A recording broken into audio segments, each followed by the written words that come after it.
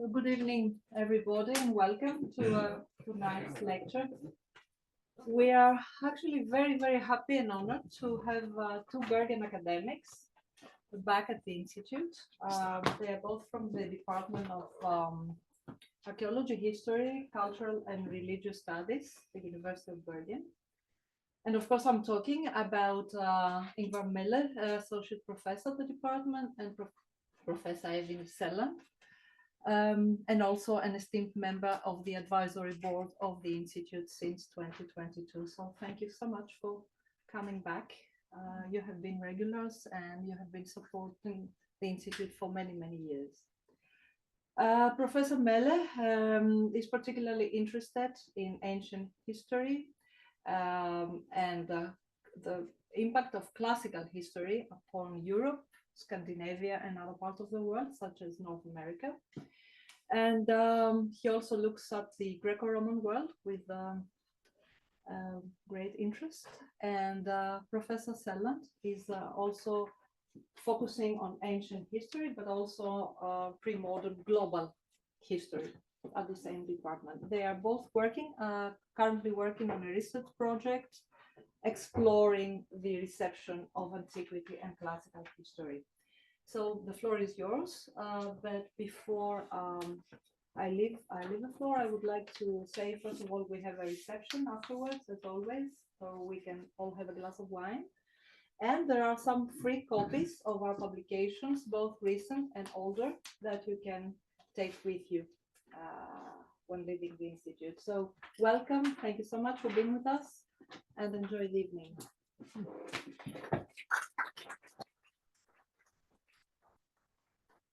Thank you both for this generous introduction, and thank you for hosting this research seminar. We have had our first day today and next tomorrow, and we're really looking forward to presenting our preliminary thoughts here for you today. I've lectured here before, and it's always so nice to be here, and I've always had an attentive and active audience and great debates. So I'm looking forward to the debate after also. We're going to divide this between us. You could say that the treat, the meaty part of the lecture will be given by my colleague Eivind Seland, whereas I'm going to try to give a very brief introduction to the whole project. We are trying to, not trying, we are making, writing an anthology with various chapters from various pieces of research from both, not just historians, but also science of religion, political science, and so forth, theologians even. Yes, the research group use and the let's do this thing. Here we go. The research group use and reception of classical history is examining, as I said in the folder, political, social, and religious aspects of the ancient heritage, if one could call it that, whatever that is. The purpose of our research is to understand better the many ways in which antiquity has been used throughout history. This kind of research has only been done to a very limited extent in Norway, which is why we have chosen to publish in Norwegian to bring the message across to our home audience. We keep telling our students and colleagues working in different periods and the money bags who fund the operation that the ancient world is important and relevant in society today. It is about time we spell out why. I think we deliver on this why. The question, so what, is answered in a number of different approaches. What I would call the dark side of classical reception is heavily represented, not only with Mussolini and Hitler, investigated by Elisabetta Cassini-Wolf and Michael Sommer, but also with modern phenomena like the alt-right movement in USA and the identitarian movement in Europe, discussed by Stephen Hodgkinson and Christina Amadou.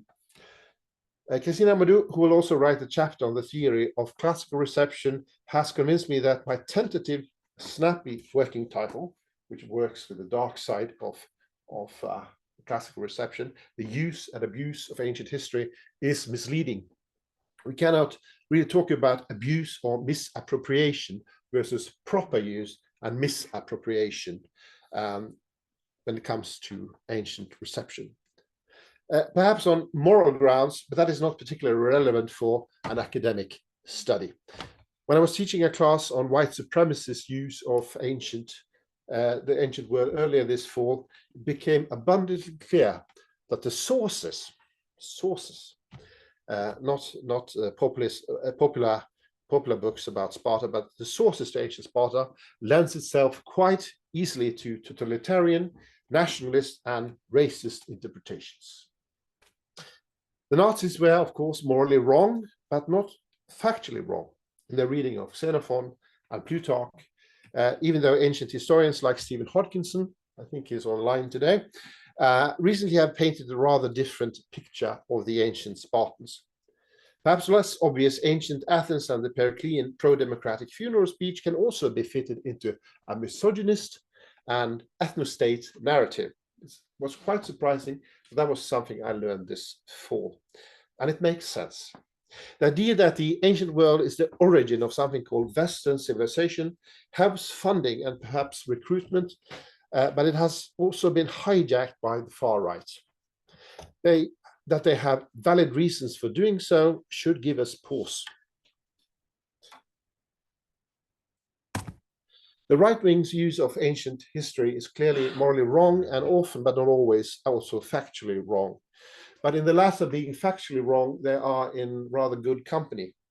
The constitutional debates of the Renaissance, Enlightenment, and Revolutionary period about democracy versus republic, or later direct versus indirect democracy, were not, despite the classical schooling of the protagonist, particularly true to their sources. The Picton shows from what my old tutor, Jürgen Christian Meyer, called an antiquity package, with little regard for consistency and coherence.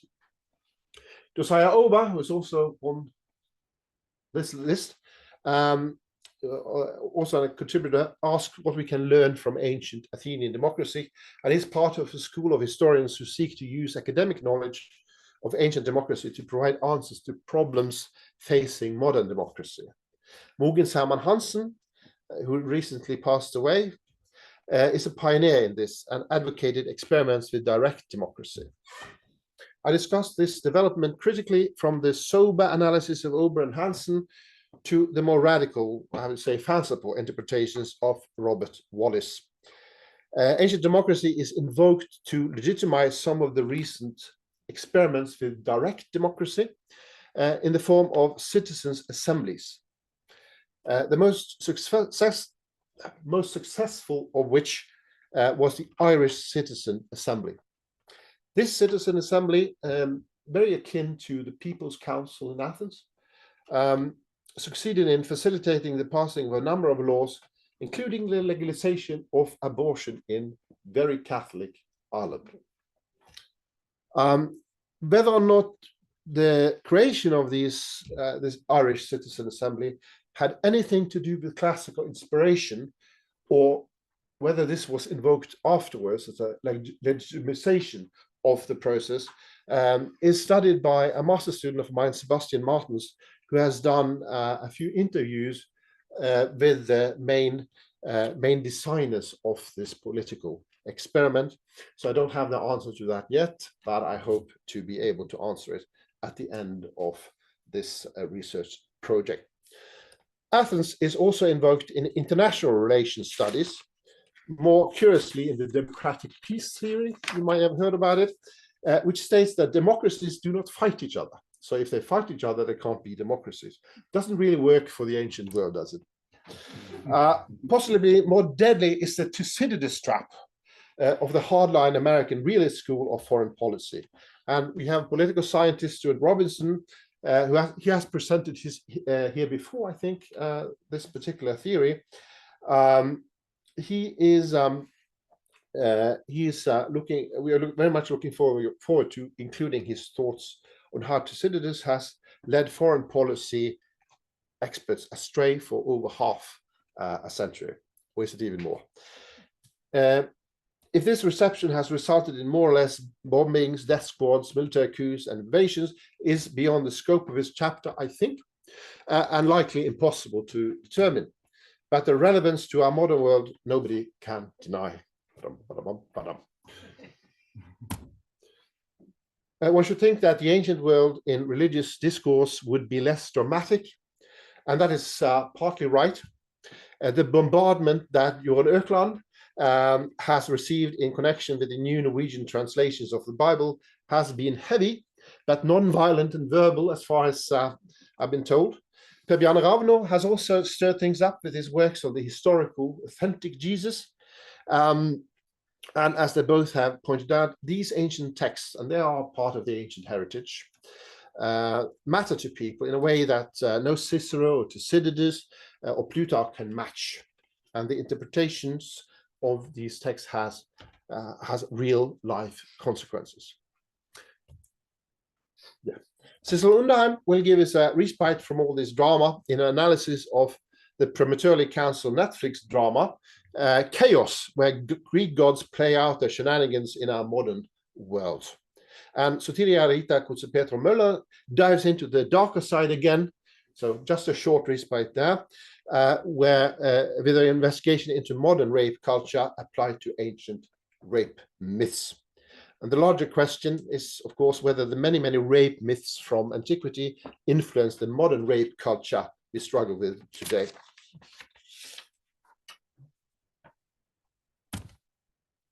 Yeah.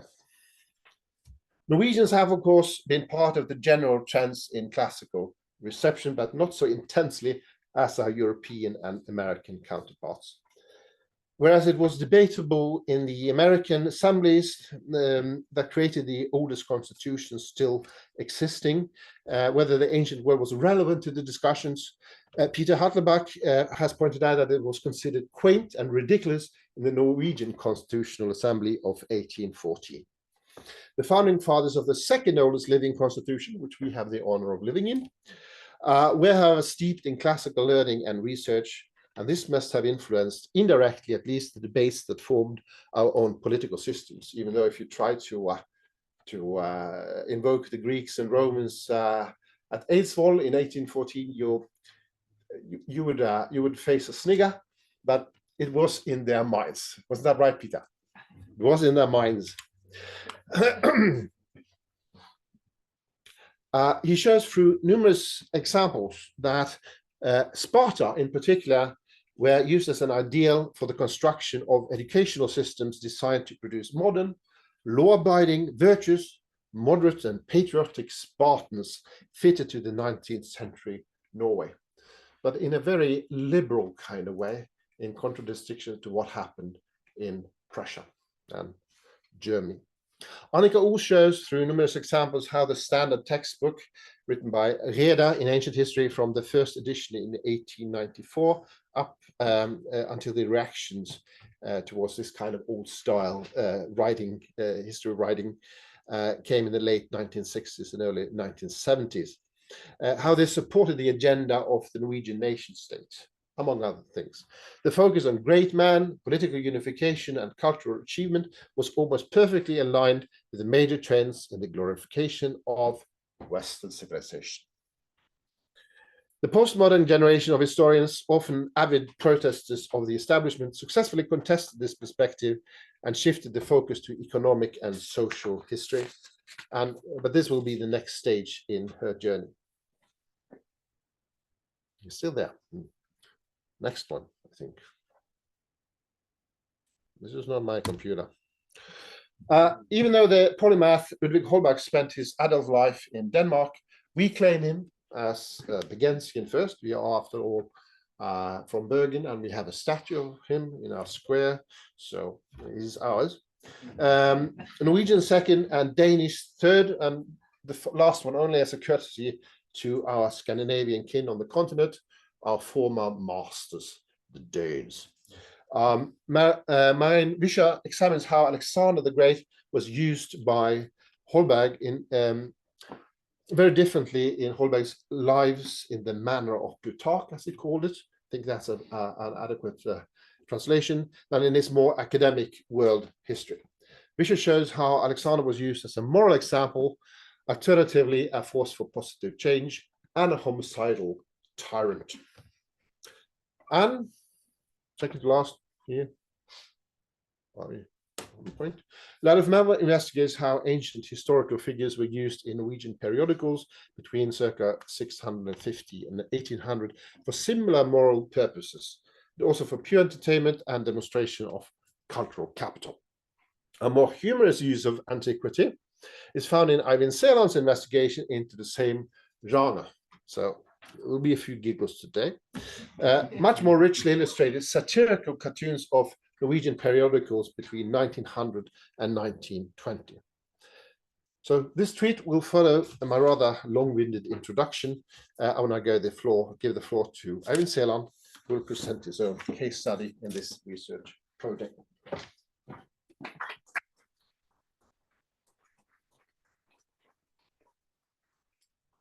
Thank you, Ingvar. Thank you, Delia and Pascalis, for hosting us. It's always so great to come here and be with you. And also thanks to all of you for coming to listen today.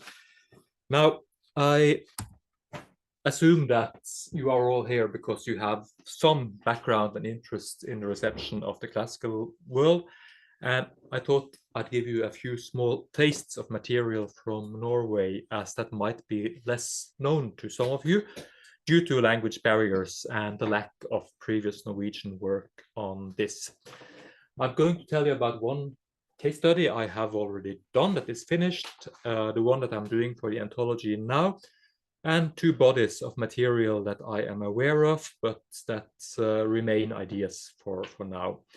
My examples will be from the labor movements, from political caricature and satire, from sports, and from languages. And they are all either from popular culture or from what we usually call counterculture. I assume you all have a feeling of what popular culture is. Counterculture in political science and cultural studies refer to the shared cultural expressions entertained by groups that identify and organize in opposition to what you could call the mainstream cultural expression, such as, for instance, the labor movement did in its first decades.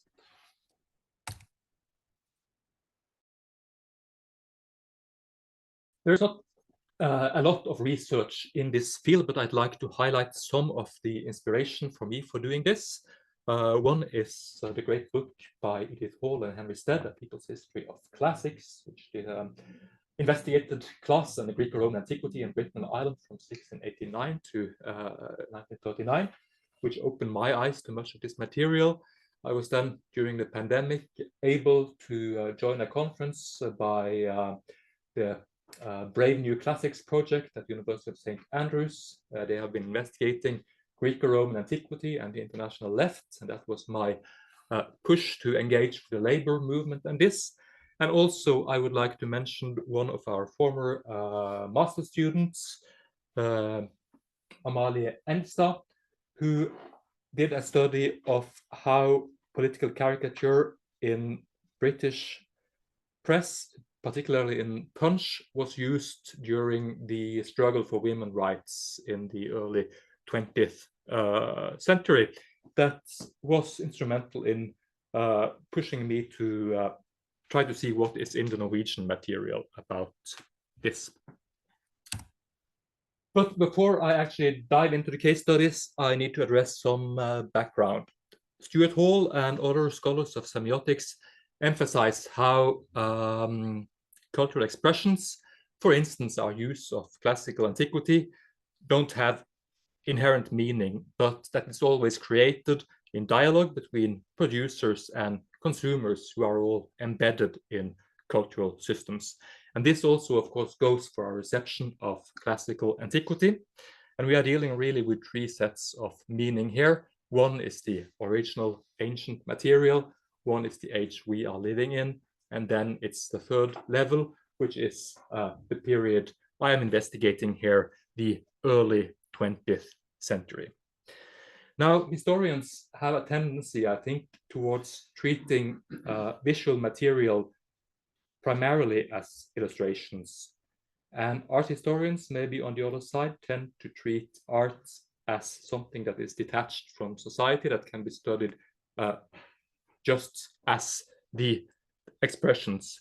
While cultural historians like Peter Burke in the book you see here, Eyewitnessing, and also David Loventhal in his famous The Past is a Foreign Country, have done considerable methodological work on how we can read images in their historical context in order to say more about this context. In order to move from understanding to interpreting, I also found narrative theory important, particularly maybe the work of Jørn Rysen and his typology of historical narratives that I will return to in a short moment. So my first example is from the labor movement. Classical antiquity traditionally had high status in Norway. It was connected with social standing as well as with education that was not available to all. When the labor movement and other countercultures wanted to establish an alternative to this hegemonic bourgeois ideal in the late 19th and early 20th century, this was something they had to deal with. What should they do with the ancient past? And the material I've used to study this is a 6-volume Norwegian Marxist encyclopedia published in the 1930s named Arbeidernes Lexikon, that is the workers' encyclopedia. It was directly inspired by the Great Soviet Encyclopedia that first came in 1927, and it's the only such project that was ever realized outside the Soviet Union before you had communist dictatorships outside the Soviet Union after the Second World War. It was funded by a successfully commercial weekly for laborers called Arbeidermagasinet, and they used the surplus from that to start off this project. And it was edited by people who were members of the Norwegian Communist Party, many of them historians actually also, but who it was independent from the Communist Party itself. However, they ran into trouble with money, and the project was taken over by students from a Marxist group called Mot Dag, that means towards dawn, that was active at the university in Oslo in the 1920s and 1930s. And here we see them at a summer camp where they are trying to finish this encyclopedia. And actually, my own grandfather was assistant on this project, and that might be why I knew about this material in the first from the beginning. Now, in order to look at how classical history is received in this publication, I turned to the narrative typology of history from Jørn Rysen in many of his publications, but primarily perhaps his book from 2005, where he divides historians' use of narratives into 4 categories: the traditional, the exemplary, the critical, and the genetical narrative. And I'll briefly say what he means by that, but I won't go into detail for you tonight. So the traditional narrative tries to explain the origins of current conditions and where we come from. And we find that also in the Workers' Encyclopedia. They have to disseminate and deal with and describe classical history in a way that is accessible and useful to working class and to the new communist society that they visualized, but that was never realized, of course, in Norway. And they deal with art, architecture, places, mythology, persons, and so on that you would expect in any encyclopedia, really, in quite brief, really quite traditional, and also generally very positive accounts. They have a high evaluation of the ancient past. But maybe where the difference is that instead of putting the emphasis on genius and ideas, they put the emphasis on the artisans that built the Parthenon and the Acropolis and made the beautiful Greek classical art and so on, and really also on the effort of laborers and slaves over the the geniuses and the philosophers. But they also acknowledge that knowledge, education, and art has an independent value also in the new Marxist society that they are aspiring at.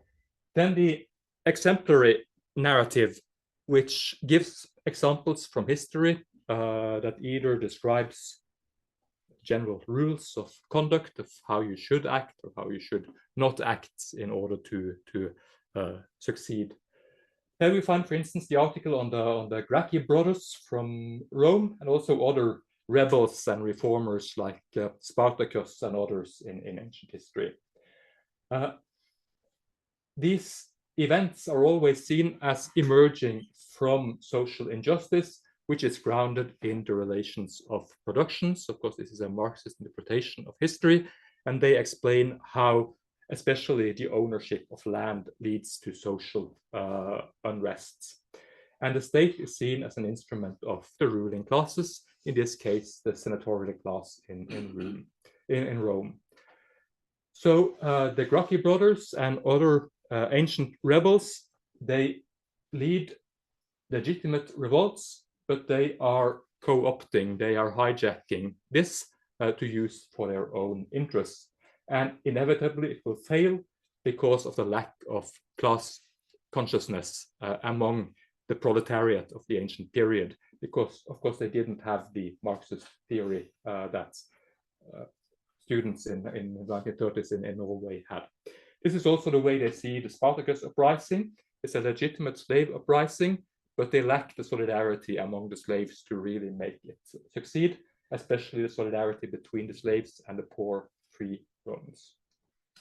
We also see this the other way around in critical biographies, for instance, of Augustus, who is seen as a kind of revolutionary figure who is only using popular unrest for his own purpose to turn the Republican Rome into a dictatorship. And what we can learn from this is really that class struggle is a constant in history that goes all the way back to Rome. Then we have the critical narrative, which tells us, or which problematizes current forms of life in recent words. And this we find, for instance, in the articles on Sparta and Athens in the Workers' Encyclopedia. So Sparta, for instance, is built on equality, but also on exploitation, on violence and privilege. So it's not a real equality. Athenian democracy is built on the exploitation of slaves, discrimination of women, of children. It caused widespread unemployment that locked the free and poor in dependence and relative poverty because they used slaves and income from their empire, which made it impossible for free, poor Athenians to work. And the main message here is that, yes, the Greeks were free, but Greek freedom was not for all. Even if there is a clear value lesson to draw from this, it all goes in a very matter-of-fact language, and the narrative is driven mostly by events and facts. And it's interesting for a historian also to see that the articles in the lexicon in the encyclopedia is influenced by debates that were going on in classical studies at the time, for instance, about the modern or primitive nature of ancient economies. Finally, we have the genetical narratives that explain the origin of things, but not saying how they have evolved directly, but rather how they have changed, so different from the traditional narrative in that how things were once different, but how turned into what we have today. And I think actually, except from the Soviet Union and Norway, the Roman Empire has the largest article in this encyclopedia, which shows how important it was. It fills 11 whole pages. And it goes by, I guess, the normal milestones. Rome becomes a republic. You have the struggle of the orders. You have the social wars and the civil wars in Rome. Spartacus rebellion. You have Catilina and Cicero. The Populares and the Optimates in the late Republic. and also the so-called third century crisis. But all of this has a Marxist revolutionary slant. So the transformation from kingdom to republic is seen as a result of class struggle. So it's the struggle of the orders between the patricians and plebeians. Social wars between Rome and her allies is seen as a class struggle between the people who have agricultural land and the people who have nothing. Catilina and Cicero are seen as opportunists who use the interests of the proletariat for their own interests. But one of them is a rebel, Catilina, and one of them is a class traitor, Cicero, who should have chosen the other side.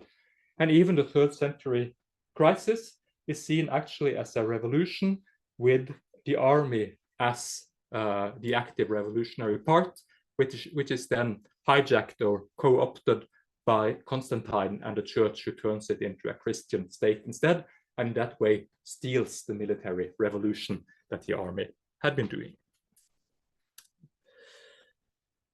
So that is already finished. I published that case study, and in the chapter I'm writing for the book we're doing now, I'm examining the place of antiquity in Norwegian political debate in the early 20th century. This is a period of strong upheaval and many changes in Norway. The country gains its independence in 1905. You have the emergence of an organized labor movement. New groups gain political representation. You have universal suffrage for men in 1898, women in 1913, and the voting age is lowered from 25 to 23 in 1920. Several important legislative reforms are taking place, especially in the social liberal direction, protection of worker rights and children and women. And you also have the run-up to the First World War, which takes place in a context of economic globalization and rapid communication, which makes international politics relevant to a Norwegian audience, maybe for the first time.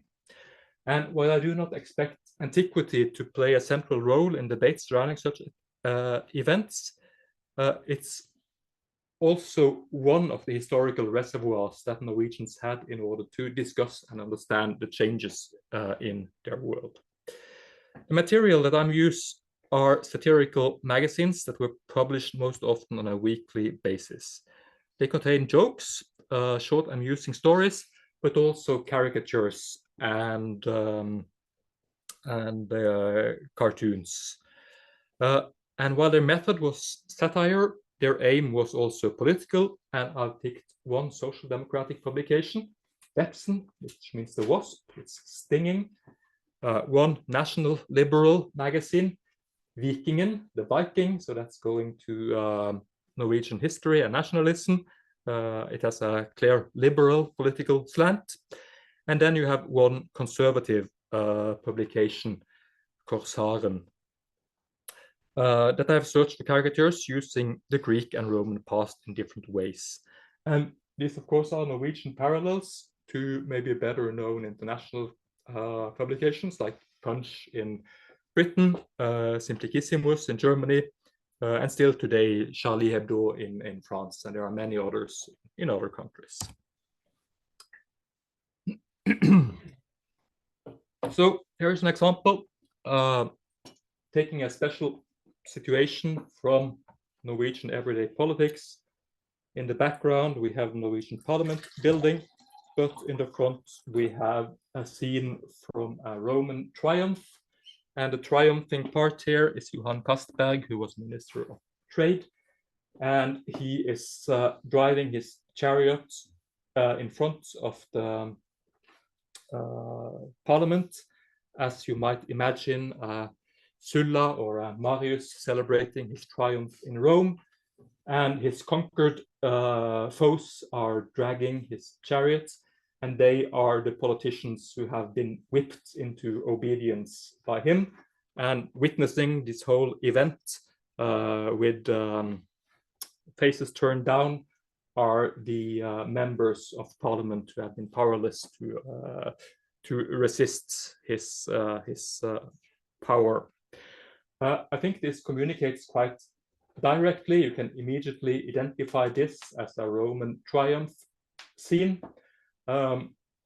which probably would be understandable to almost anyone without much prior knowledge. Maybe different with this one, where contemporary events are read through ancient myths. The context here is that in the years leading up to Norwegian independence in 1905, a number of fortresses were built on the border to Sweden, which of course was our union partner and in principle our ally and protector, and the Swedes were not very happy about that. So what you see here is Venus, but she has a crown on her head like cities are normally depicted in ancient iconography. And we can read here that this is the city of Christiania, which is today Oslo. And she is resting on the battlements of three fortresses, Fredriksten, Ørje, and Kongsvinger, which were built on the Norwegian eastern border in that period. Now, Venus is looking at a man who is not looking back, and this handsome gentleman standing with his Corinthian helmet and his Roman armor, that is Minister of Defense, Georg Stang, who was a very active proponent of this politics.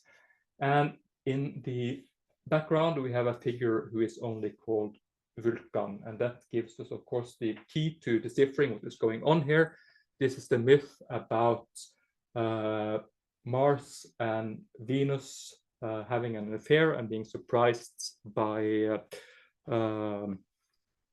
Venus' husband, Vulcan, who sees them from afar but doesn't interfere, but then later he takes a terrible revenge on them. And there are many layers in this. So Venus seems slightly bored with the politician. It might have something to do with Norwegian public not being particularly interested in this arms race. The politician is looking at Sweden and ahead and not at his own population. And the Swede, who by the way does not have ancient clothing, but is clad more like the Swedish king Karl XII, who was shot at the border 200 years almost before this, is looking for afar and maybe thinking about the terrible revenge he will exert on the Norwegians. Classical antiquity is also often connected with privilege. Here we see a group of people relaxing and playing in a garden, and outside a guy is standing crying in ragged clothes. These are members of the government at that time in 1902. Here is the prime minister. He's reading a book saying arbeidsfolk, which means working people. Here is the same Minister of Defense as on the previous caricature. He's playing with his small guns. And they are generally relaxing and having a good time, apart from the labor minister, who is standing with a sword. And the guy he is keeping out is the leader of the Labour Party, who is trying to negotiate with the liberal government, but they're not letting him in because they have only a theoretical interests in the welfare of the working class. This connection with privilege and also education can also be seen in these caricatures. Here we have a professor at the University of Oslo, Professor Wilse. I haven't investigated his background, but he is here compared to Hercules, who is cleaning out the stables, and while he's doing that, he's throwing the students out on the street and saying, "Go learn a trade and get some real work." And I mean, the parallels to the present situation are almost uncanny, I think. While on the other side, the paper is making fun of academics. This is about the decorations for the new student society in Oslo that was never eventually built. But here we see a drunk professor riding a pig while young female students in ancient garlands are celebrating around him, also connecting antiquity with upper class, with education, and maybe also with leisure. Antiquity is also being used to separate contemporary Norwegian society from the past, to distinguish between old and new, between foreign and Norwegian, and between nature and modernism. So here on the left side, we have two heroes from the academic meeting in Copenhagen. This was in 1902. And you have this tall, masculine, upright guy walking in what seems to be a suit of bear hide with his Norwegian flag over his shoulder, looking ahead. And then you have this small, frail figure with his glasses hanging from one ear, holding his cigar in what could be described as an effeminate manner, and with the Neander pattern on his robe, clearly marking him out as someone interested in ancient culture. And this is the scientist Fredrik Nansen, known for his polar expeditions, and also famous marine biologist. He became professor at the age of 36. And he is, of course, representing the new, the masculine, the Norwegian, while this poor other guy was professor of art history at the University of Oslo. We can learn when we study the accounts from this academic meeting in Copenhagen. He won his greatest victories at the dinner table in the evening and not in the debates during the meeting. And we see that he is connected with things that are old, that are not Norwegian, and that are also maybe feminine. And antiquity goes on the wrong side, according to the drawer of all of this. Antiquity can also be positive, however, to say something about the good old days. Here we have a caricature that describes how foreign capital was buying Norwegian waterfalls in order to install hydroelectric plants. And the factory here is represented as a capitalist with his top hat, spewing out smoke and consuming the water, and then driving away the nymph, which is a direct paraphrase of I think Bernini's statue of Apollo and Daphne, and the episode from Ovid's Metamorphosis, where Apollo wants to rape Daphne. And here, interestingly, antiquity is seen as the unspoilt and original Norway, rather than what you would expect, which would be the old peasant culture of Norway. I'd also like to show one example directly referring to Greece, as we are here now. And this says poor Hellas. Actually, Norway is the only country I know about which says Hellas rather than Greece outside Greece. And on the top, we have the episode from Plutarch, where the Persian king Xerxes is sending his emissaries to have the weapons of the Spartans, and Leonidas says, come and get them. On the bottom panel, we have, I think, Constantine II, king of Greece during the First World War, who is charged to hand over his weapons to personifications of Britain, France, and Russia, who wanted him to join the Allied countries against Germany. Of course, he was a German family and also friendly to Germany. And in contrast to his Spartan ancestor, he just say, okay, here they are. And the subtitle here says, I wonder why you are so small when your father was so great. So it's a very direct critique of what is going on at this time.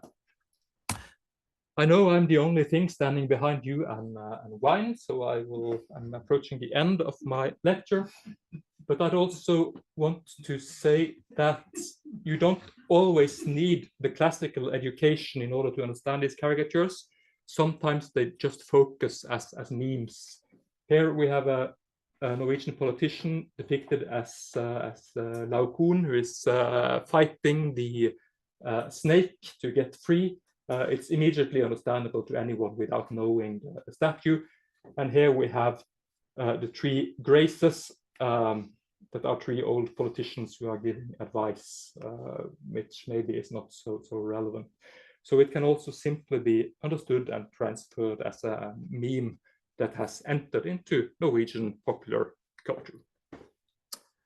Now, very briefly, for two bodies of material that I have not looked at in detail yet, but that I know there is more to get, and that I would like to look at in the future if I cannot recruit any students to do it for me instead.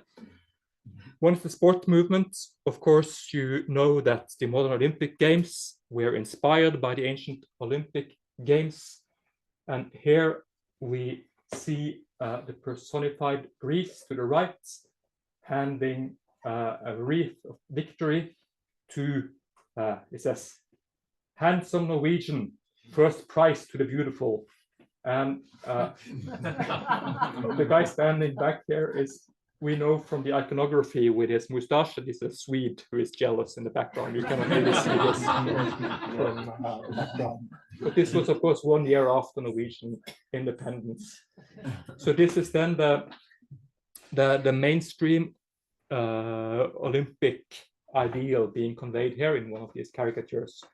But then you also have this in other parts of the sports movement. And actually, you had an alternative sports movement connected with the labor movement and the Soviet Union, and they would organize their Spartakiad in opposition to the Olympiad. And here is a poster for the Winter Spartakiad in Oslo. I didn't note the year. I think it's 1928. So you have the athletes in a very classical pose and with a laurel wreath, but with a red flag. And you have this rather ghost-like Norwegian skier in the background, which is interesting. This also, I would say, barely survives until today, and this is in my neighborhood in Bergen, where the local weightlifting club is called Bergen Sparta, and you still have some of these names that hail from this period also. And finally, a fourth kind of counterculture is on the issue of language. This needs a tiny bit of background for people who are not from Norway. We actually have two written languages in Norway that are legally equal. One is called bokmål, literally book speech, and it has developed from the colonial Danish language that Norway inherited at independence in 1914. The other, which is called nowadays nynorsk, New Norwegian, was gathered and codified by idealist linguists who collected Norwegian dialects in the mid-19th century. It's a bit parallel to the Greek Katarevosa, that they tried to recreate an original language, but it's also different because it never really became the elite language that was the case in Greece. But still, both languages exist and are used and are official languages in Norway. And you would imagine that this language that was based on Norwegian tradition and dialect would turn towards the Norwegian past primarily. But actually, one of the very first books that are translated into this language is the Odyssey. And this was the first Norwegian translation of the Odyssey at all. And we see that in order to establish themselves as a complete language and as a complete culture, they depend also on using the ancient past and not only the Norwegian. But that is also something that would be really interesting to investigate that I haven't done more with. I would say that after World War II, we unfortunately find very little of classical reception in Norway. Of course, there is some. And I came across this one in one of my cartoons that I could show at the end. It's also about the Odyssey. This character is a bus driver who drinks too much, and he holds up the Odyssey and says, "Okay, here we go." And he opens it and throws it away, and he says, "Onwards to the pub." And that might be our call for heading for drinks afterwards. Are there any questions? Thank you very much.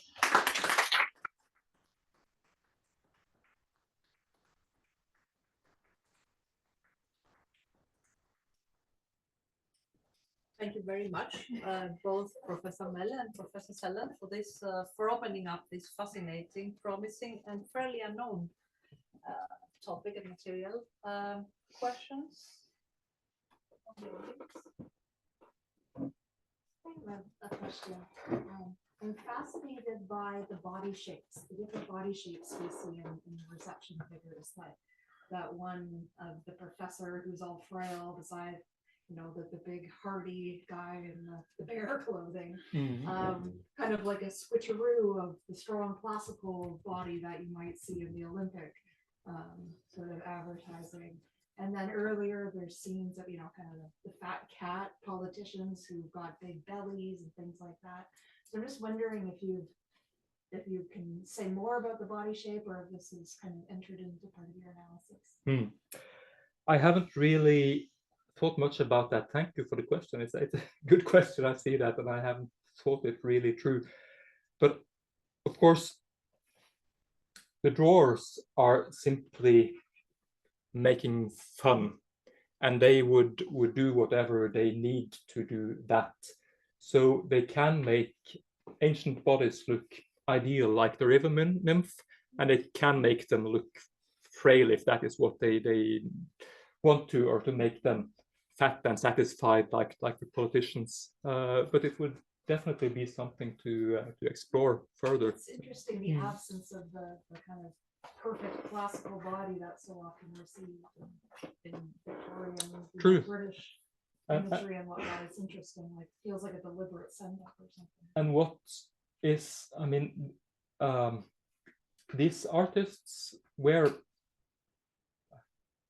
I shouldn't say this, but they were real artists. They were also ambitioned. They were trained in academies. They would also make historical paintings and illustrations for mainstream books. They made this on the side to make money. So they knew what they were about. They knew their myths, and these are all conscious choices when they decide to do something like that.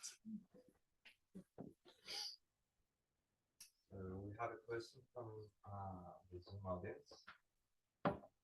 Kristen Lindstrom asks, excellent Eivind, do you have any modern recent examples, or are modern Norwegians too ignorant of antiquity to understanding such parallels in those and living here?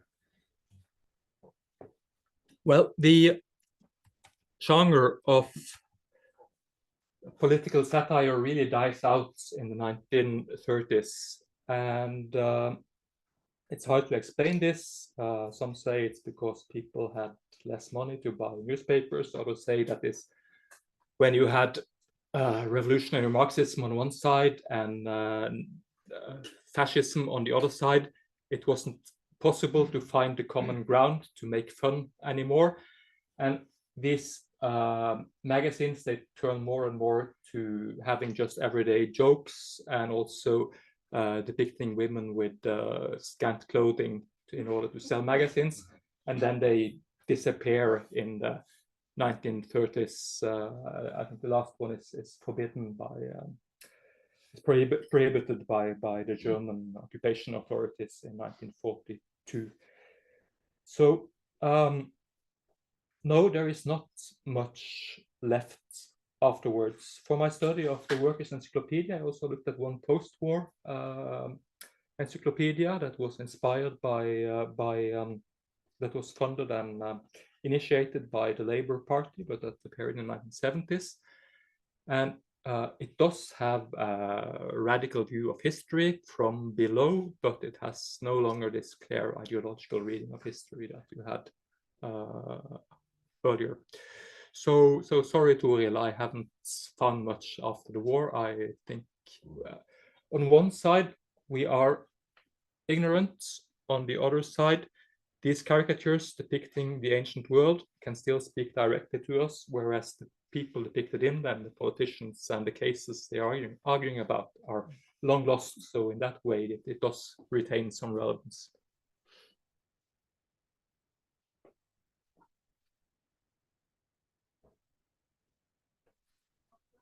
Comments?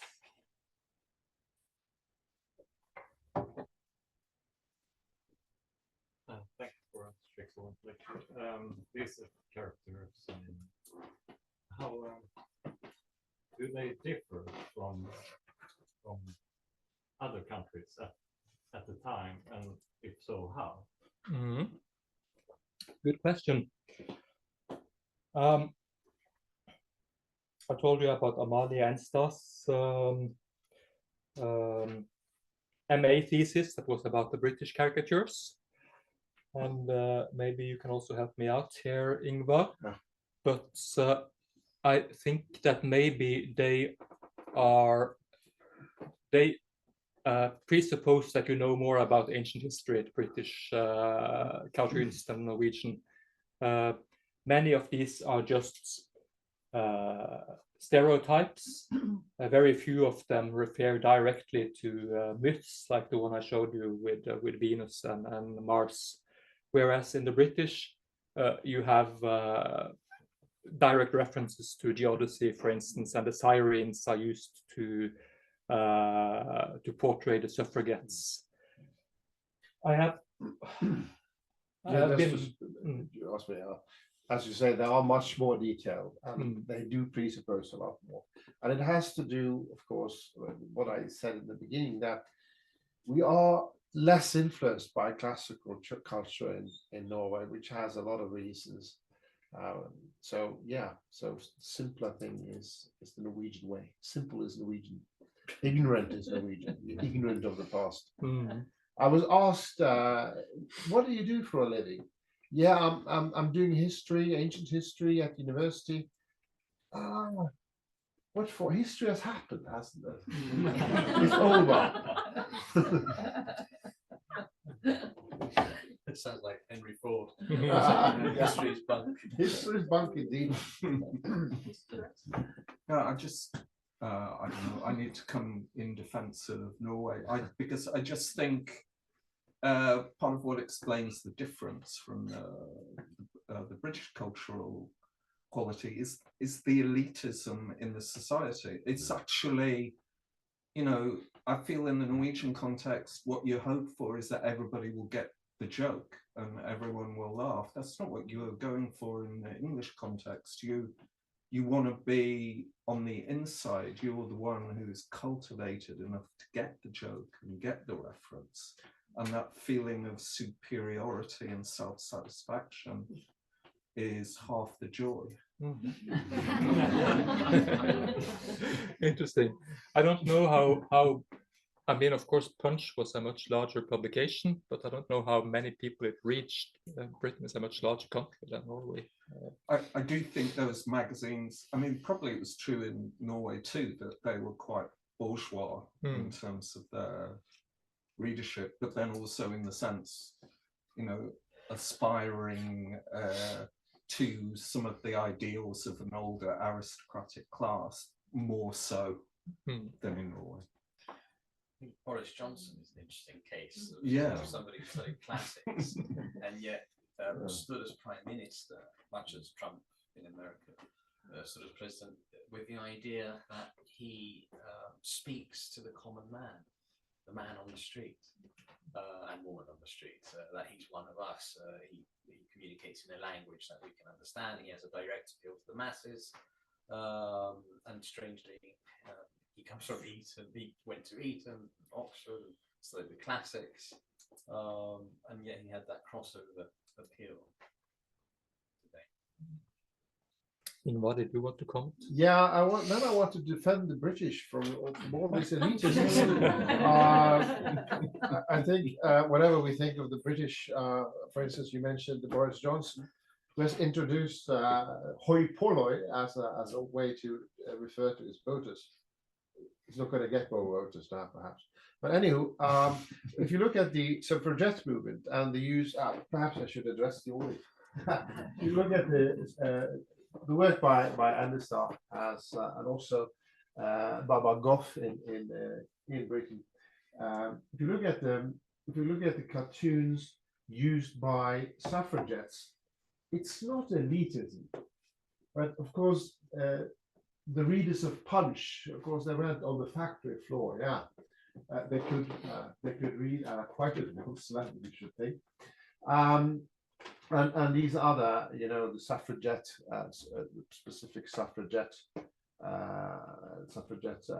magazines, they addressed, a bourgeois audience, yes, but not in a looking down your nose at them. There were references there to a common cultural knowledge, which they had got from school. So not so much elitism. It was rather using. I think it was kind of countercultural, because the other side, they also used the ancient world for all it was worth in order to suppress women, not only in historiographical debates and political debates generally, but also through cartoons. It was not only the suffragettes that used cartoons in order to fight for equal rights. The other side also used cartoons with classical references to convey the point that women should not have the right; they should be where they were, and the worship of motherhood and so forth and so on. So yeah, it was a cultural reference to a broad range of educated or semi-educated even British readers at the time. Linda, sorry, I think Linda has a question. Yeah, I was actually coming simultaneously to the difference of Norway when you asked when you made your comment, rather, because I was thinking in the case of Norway is maybe slightly different than, say, Britain, because you have the whole Scandinavian mythology at the same time. So I wonder how that compares in cartoons and everything, because I suppose a big part of your classics is also that literature. While here we're bringing foreign classics to it, like with the Greco-Roman mythology set. So I was wondering if you also looked at that part of it, and in comparison, percentage, let's say. I have not been researching it, but you're right. The reception of the Norwegian early medieval Viking past, and also the Germanic imagined past of the migration period, has been much more important in shaping Norwegian modern identity than the classical world. And you also find a lot of these caricatures that are using Vikings and mythological Germanic heroes to press their point, and also traditional Norwegian peasant culture. But in the satirical press, it's actually not that the ancient world is underrepresented. They use all these reservoirs of the past to make fun of the present. So clearly there were competing traditions in this period that could be used by the artists to make fun of people in different ways. Yeah, it was a very fascinating question about the body types, and I was thinking about it, and I think that there were so many things going on. For first, you had Norway as a very new independent country, so trying to kind of scramble together some kind of past, and it could be ancient Greece, or it could be ancient ancient Norse heritage, which was of course much more close at hand, and how they were kind of played together, which this figure that you show with Nansen and this ancient Greek philosopher, whatever, it's an excellent example of this. And at the same time, I also want to mention, you know, the little book that the two other members of this research group, namely Christina Amadou and myself, published translations of a couple of years ago, where you have this the father of Sigrid Undset, the Nobel Prize-winning author, that he was himself an archaeologist, architect-archaeologist, and he was going to Greece to kind of familiarize himself with kind of this, with the need for kind of new heritage, and he was so disappointed because he had expected to see these ideal types that you were talking about, and you know, and they did not at all look like this. So he was very disappointed. So in a way, you could also, in this light, you could read this cartoon as a kind of, well, you know, no, the Greeks were just a bit disappointment, but Fridtjof Nansen is good. And then how then also many of them were traveling. Then instead of going south, they went up to the kind of north, the polar areas, and doing explorations. And you know, a relative of mine who was doing that, you know, he ended up sitting up there on Svalbard and reading the Norse sagas instead. So I mean, they were desperately seeking something, and the body types are an expression of, and the relationship between them could be seen as some kind of way of playing with this new models, new ideals, and the cultural references to which I think that these body types link, or something like this.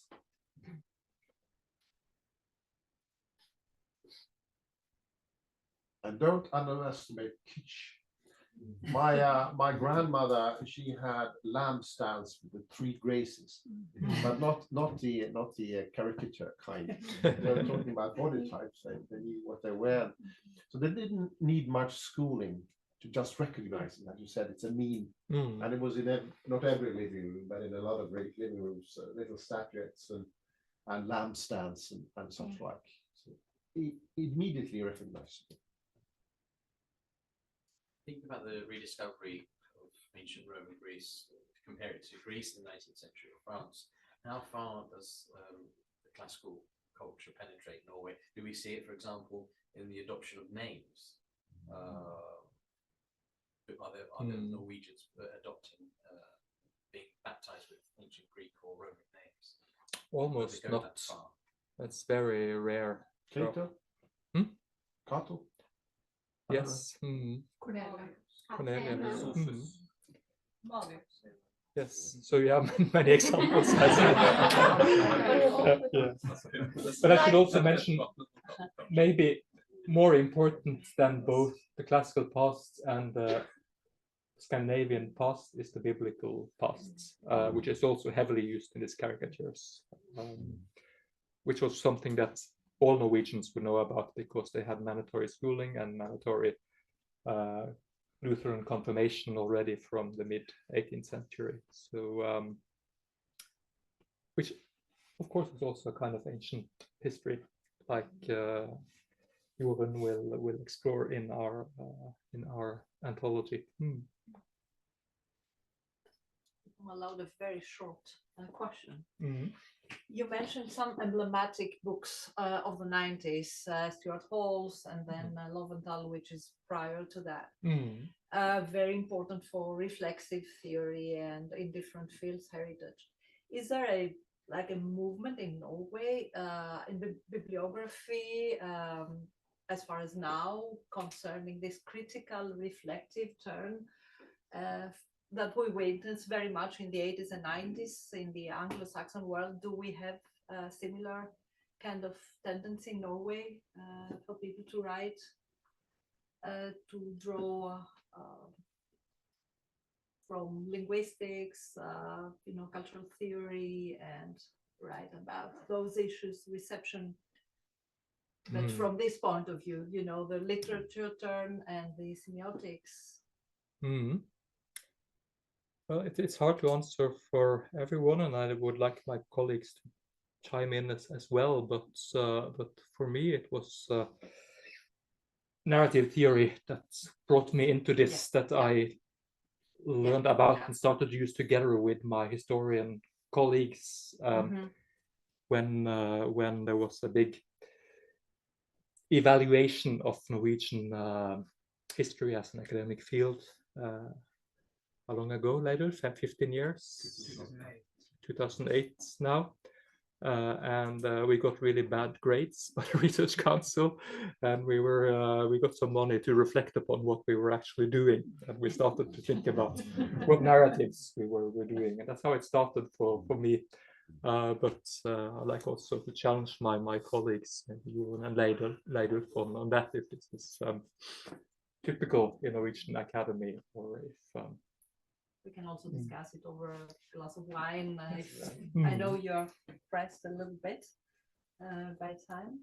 Well, I was reading the English historian Richard Clogg published his memoirs a few years ago.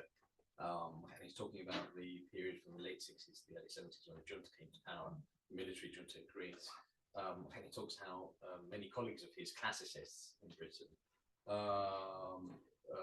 were trying to defend the junta. One of them actually complained that in the current political climate in Britain in the late 60s, it was impossible to speak against the junta. Such was the strength of feeling against the junta. I was wondering if it's possible to record the rhetoric from the right-wing parties in Norway as opposed to the left-wing or centre parties, if in their rhetoric there are uses of the classical past as references.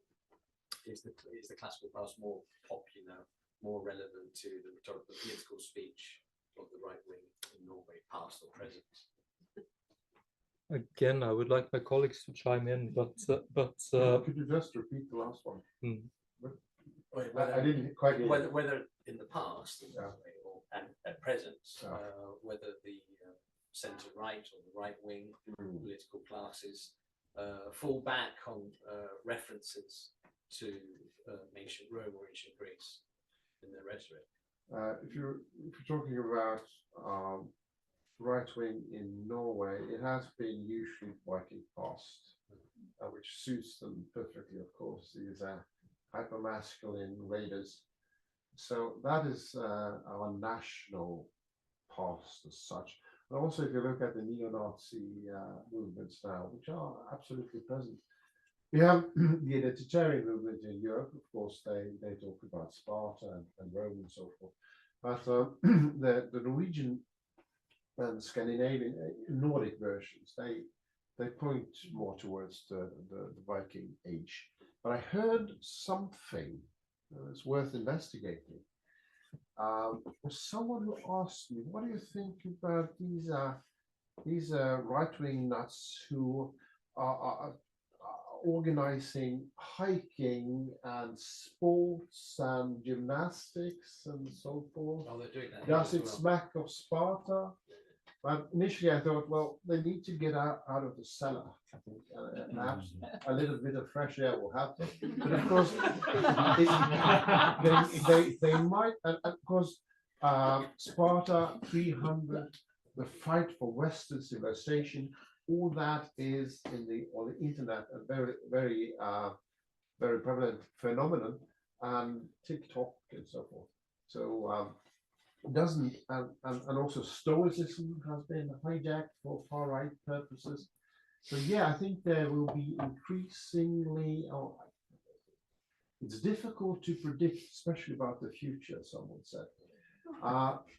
But it seems to me that it is a real danger that our right-wing people will be inspired by, more inspired now by ancient culture, especially Sparta 300 and so forth, and Rome, and the hyper-masculine interpretation of Stoicism. This idea that it's the manosphere, as Donna Zuckerberg wrote about in Not All White Men. I think they will be more inspired by that as we go, and of course then we have to be a bit vigilant. Told that it was slightly different. So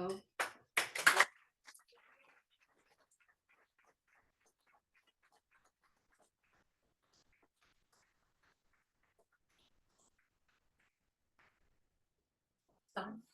What do I mean?